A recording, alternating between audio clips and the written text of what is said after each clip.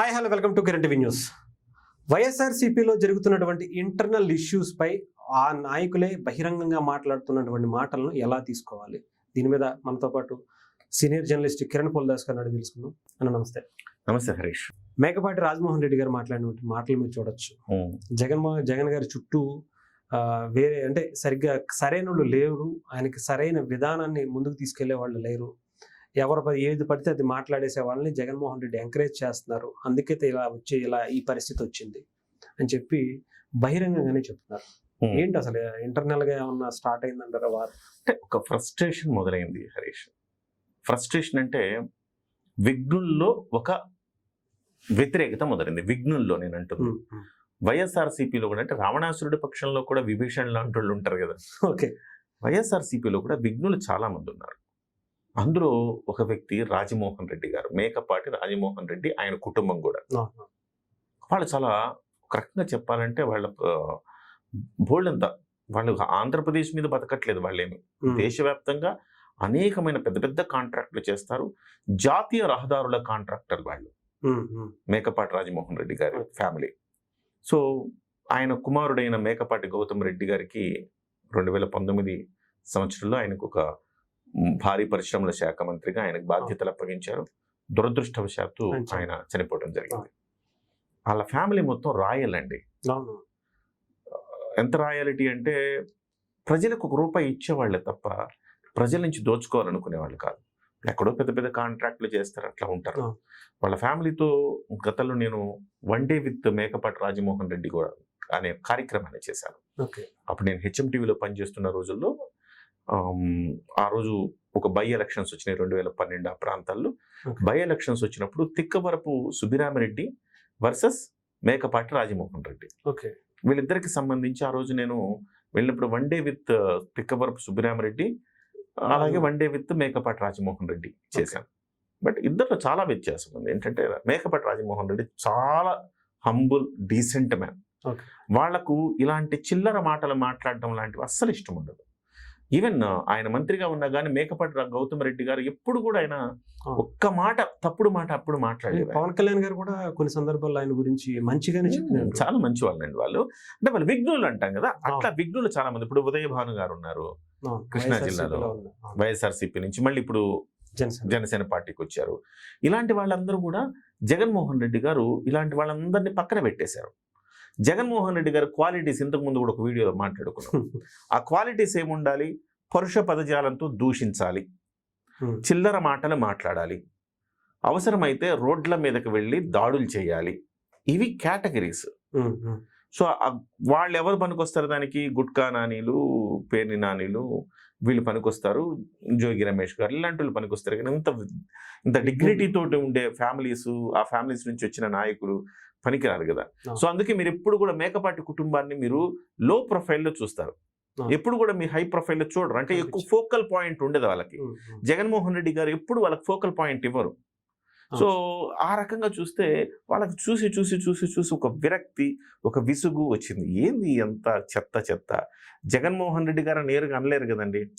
జగన్మోహన్ రెడ్డి గారు ఇలాంటివన్నీ ప్రోత్సహిస్తున్నారు అని ఒక్క మాట అనలేదు తప్ప మిగతా అంతా అన్నాడు ఆయన. జగన్మోహన్ రెడ్డి గారికి మీరు మంచి చేస్తున్నారా, చెడు చేస్తున్నారా, ఏం మాటలు మాట్లాడారు? ఇండైరెక్ట్ గా ఎవరినన్నా వెనకాల, అంటే అందరికీ తెలిసిందే షాడో సీఎం అని, కొంతమంది సకల కళా మంత్రి అని, ఆయన అన్నట్టే అనుకోవచ్చు. ఇప్పుడు సజ్జల రామకృష్ణారెడ్డి గారు ఏ రకంగా చేశారు, సజ్జల భార్గవ రెడ్డి గారు ఏ బాధ్యతలు నిర్వహించారు మనందరికీ తెలిసిందే కదా. ఇవాళ అనేక మందితో శ్రీరెడ్డి లాంటి వాళ్ళతో కూడా పోస్టులు పెట్టించారంటే వాళ్ళు ఏ స్థాయికి దిగజారిపోయారు వాళ్ళంతా అనేది మనం చూస్తా ఉన్నాం. శ్రీరెడ్డితోటి ఇంకొకళ్ళతోటి తిట్టించడం, పోసానితోటి తిట్టించడం, పదవులు ఇవ్వటం వాళ్ళకి.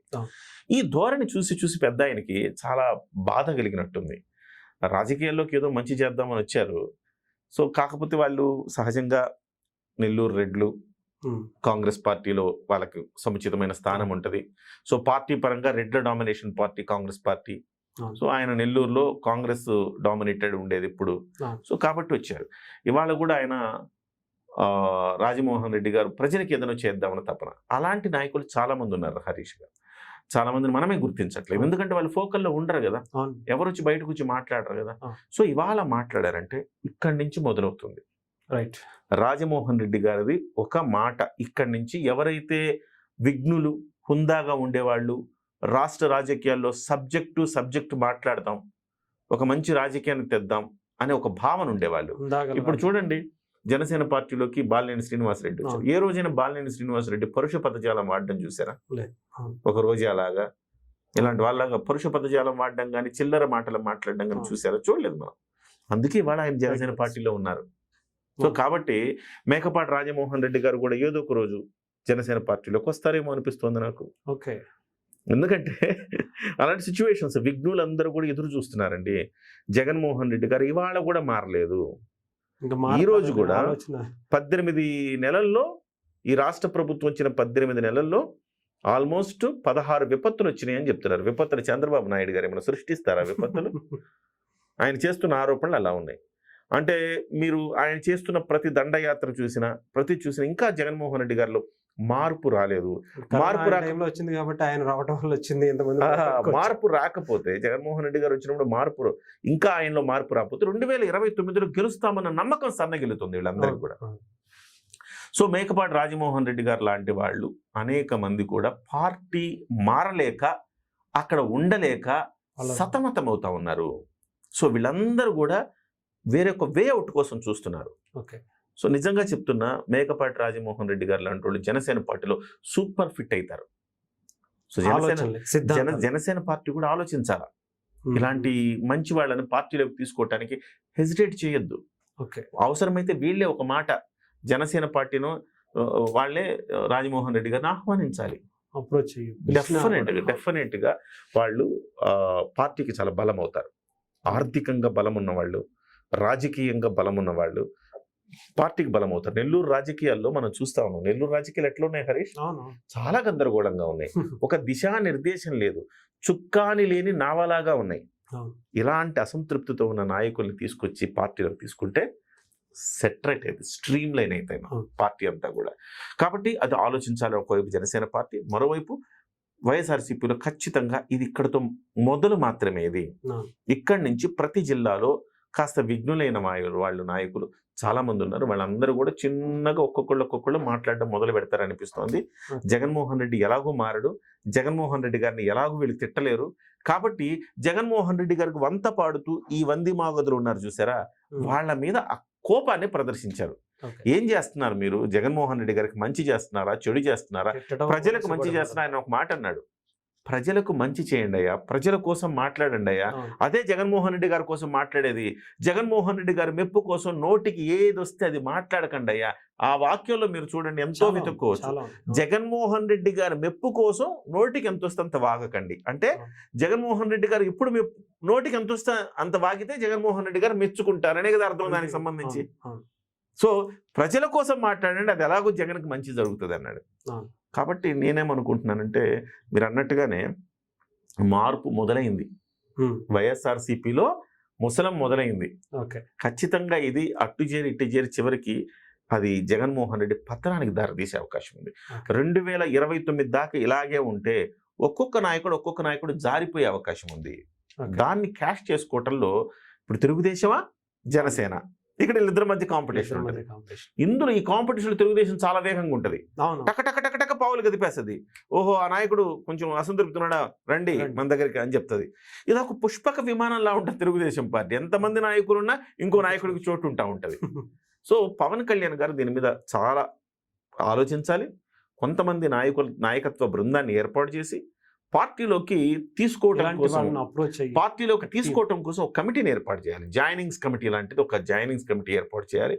ఇలాంటి అసంతృప్తితో రగిలిపోతున్న ఒక మంచి నాయకులు, కాస్త కూస్తో డబ్బులు పెట్టుకోగలిగిన నాయకులు, పార్టీకి అండగా నిలవగలిగిన నాయకుల్ని జనసేన పార్టీ ఆహ్వానించాల్సిన సమయం ఆసన్నమైంది. అప్పుడే 2029కి సంస్థాగతంగా బలపడుతుంది. ఒకవేళ 2029కి నిజంగా ఇద్దరి మధ్య ఇప్పుడున్న పొత్తు 15 ఏళ్ళు అంటున్నారు కదా, 15 ఏళ్ల పొత్తు ఉంటుందా లేదా అనేది ఏ రోజుకి ఆ రోజు రాజకీయాలను మనం విశ్లేషించుకోవాల్సిందే హరీష్. 15 ఏళ్ల పాటు కలిసి ఉంటాము అనేసి అనుకోవడానికి లేదు. పవన్ కళ్యాణ్ గారి ఆకాంక్ష అది, 15 ఏళ్ల పాటు కలిసి ఉంటామనేది ఆయన ఆకాంక్ష. కానీ ఆకాంక్షకి ఏ రోజైనా బీటలు వారచ్చు. అది మన తెలుగుదేశం పార్టీ నుంచి, జనసేన పార్టీ నుంచి ఒకళ్ళ పట్ల తెలుగుదేశం పార్టీ ఆధిపత్యం మరింత ఎక్కువైంది అనుకోండి జనసేన పార్టీ మీద, జనసేన పార్టీ కూడా భరించలేదు కదా. పైగా ఒక ముఖ్యమంత్రి కావాలి పవన్ కళ్యాణ్ గారు అనుకున్నప్పుడు ఖచ్చితంగా పవన్ కళ్యాణ్ గారు ముఖ్యమంత్రి, వాస్తవానికి పవన్ కళ్యాణ్ గారు ఇప్పుడు ముఖ్యమంత్రి స్థాయి అభ్యర్థి. ఇవాళ ముఖ్యమంత్రి పగ్గాలు పవన్ కళ్యాణ్ గారికి ఇచ్చిన, అద్భుతంగా పరిపాలించగలడని తనకిచ్చిన 5 శాఖల్లో ఆయన నిరూపించుకున్నారు కూడా. కాబట్టి 2029లో గుర్రము ఎగరనవచ్చు అన్నట్టుగా ఏమైనా జరగచ్చు. కాబట్టి నేనేమంటానంటే ముందస్తు జాగ్రత్తగా అస్త్ర శస్త్రాలు సమకూర్చుకోవలసిన అవసరం ఉంది. కాబట్టి ఇలాంటి మేకపాటి రాజమోహన్ రెడ్డి లాంటి నాయకుల్ని కాస్త ముందుగా ఇనిషియేషన్ తీసుకొని రండి పార్టీలోకి ఆహ్వానిస్తే జనసేన పార్టీ బలపడుతుంది. అదే సమయంలో వైసీపీ పతనం అవుతుంది. రాజకీయంగా జనసేన పార్టీ బలపడ్డం ఎంత ముఖ్యమో వైసీపీ బలహీనపడ్డం కూడా అంతే ముఖ్యం. వన్స్ ఒకసారి వైసీపీ బలహీన పడిపోతే తెలుగుదేశం పార్టీ, జనసేన ఉంటాయి, వీళ్ళ అధికారం తేల్చుకోవచ్చు. సో రాష్ట్రంలో ఒక గొప్ప మార్పు అవుతుంది. సో ఇద్దరు కూడా అభివృద్ధి గురించి ఆలోచించే వాళ్ళే. ఇక్కడ అరాచకమైన రాజకీయాలు చేసేది ఒక జగన్మోహన్ రెడ్డి తప్ప వీళ్ళిద్దరూ అభివృద్ధి కోసం పోటీ పడే వాళ్ళే. కాబట్టి రాష్ట్ర ప్రజలకు మంచి జరుగుతుంది. కాబట్టి ఆ దిశలో అడుగులు పడాలి. ఇటు వీళ్ళు బలపడుతూనే వాళ్ళని బలహీనపరిచే ఒకే ఒక్క అవకాశం అక్కడున్న మంచి నాయకులను తీసుకోవటమే. ప్రత్యేకంగా జగన్మోహన్ రెడ్డి గారిని కొట్టాల్సిన పని లేకుండా సింపుల్ గా అలా తీసి ఇటు పెట్టుకుంటే జాగ్రత్తగా మంచి జరుగుతుంది. డెఫినెట్ గా రాబోయే రోజుల్లో ఆ రకమైన వ్యూహం పవన్ కళ్యాణ్ గారు మంచి వ్యూహకర్త అండి. మనం చాలా తక్కువ అంచనా వేస్తాం కానీ ఆయనకి మనం కాదు, కొంతమంది అంచనా వేస్తాం పవన్ కళ్యాణ్ గారి రాజకీయాలు తెలియదు. ఆయన పర్ఫెక్ట్ ప్లానింగ్ ఉంటుంది ఆయనకి. కాకపోతే తొందరపడ్డు ఆచితూచి అడుగులేస్తాడు. సో తొందరపడితే గబుక్కన ఏదైనా బ్యాడ్ గబుక్కన అది జరగలేదనుకోండి, నష్టపోయేది ఎవరు? హరీషో కిరణో కాదు కదా, పవన్ కళ్యాణ్ గారే. ఎందుకంటే ఆయన ప్రాణాన్ని పణంగా పెట్టి వచ్చాడు రాజకీయాల్లోకి, ఆయన కెరీర్ని పణంగా పెట్టి వచ్చాడు రాజకీయాలకి. ఇంకా చెప్పాలంటే ఆయన కుటుంబాన్ని పణంగా పెట్టి వచ్చాడు రాజకీయాల్లోకి. ఇవాళ చిరంజీవి గారిని వాడప్పుడు మెడకేదో చుట్టుకుని అరుస్తూ ఉంటాడు కదా. సో వాడు విమర్శిస్తున్నాడన్నా లేకపోతే ఇంకోళ్ళు విమర్శిస్తున్నారన్నా కారణం ఏంటి? చిరంజీవి గారు పవన్ కళ్యాణ్ గారికి అన్నగారు కాబట్టే విమర్శిస్తున్నారు, లేకపోతే ఆయనకి ఎందుకు విమర్శలు వస్తాయి?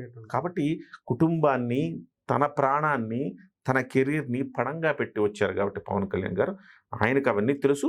బహుశా ఇది కొంచెం కాస్త ఫాస్ట్గా నిర్ణయం తీసుకొని ఈ రకమైన ప్రాసెస్లోకి వెళ్తే మంచిది. ఎందుకంటే అన్ని చోట్ల అంత నిదానం పనిచేది, అన్ని చోట్ల అంత ఈ పతనాన్ని, వైసీపీ పతనాన్ని కూడా వేగవంతం చేయాలి. Thank you so much.